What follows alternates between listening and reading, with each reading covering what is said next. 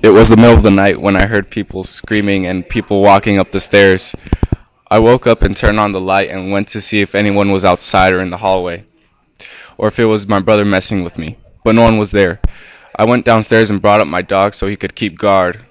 All night long the sound continued, but my dog did not bark, or at once, or act as if he heard the noises. I went to my brother's room and woke him up. I asked him if he could hear people screaming outside, and he said no. I was awake the whole day, but I kept hearing the noise.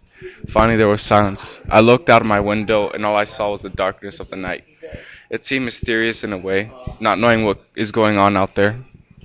I was a little frightened. Someone began pounding on the door, and I was stricken by an ice-cold shiver. It crept down my spine and made the hairs stand up on the back of my neck. I was frozen where I stood. I didn't know what to do. I was either go downstairs and look through the window or stay in my hiding place. I decided to go open the door. As I stared into the darkness, I could see a storm was coming with huge bolts of lightning, and it began to rain almost immediately. There was hail the size of quarters falling all over my house. I closed the door and ran up to my room and tried to fall asleep. The next day, I asked my mom and dad if they heard the screaming outside or if they heard the rain. They said it did not rain and there was just imagining screaming.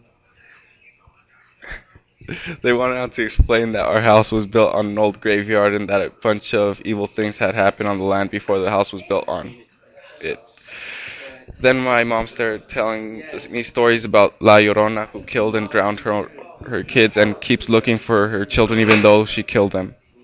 She also tells me about the stuff she heard on the news and what my grandparents told her about people getting raped, killed, and stories of exorcisms. She told me a story of a family whose father worked at a church, and someone broke into their house and killed everyone, including the dog. When the dad came home, he found them dead and tried to revive them. Then he kept denying that they were dead and would get into conversations with nobody around him. No one knew who broke into the house. Everyone called him El Loco. After his death, a lot of weird things began happening in the town. People have disappeared, and a lot of people have died in mysterious circumstances.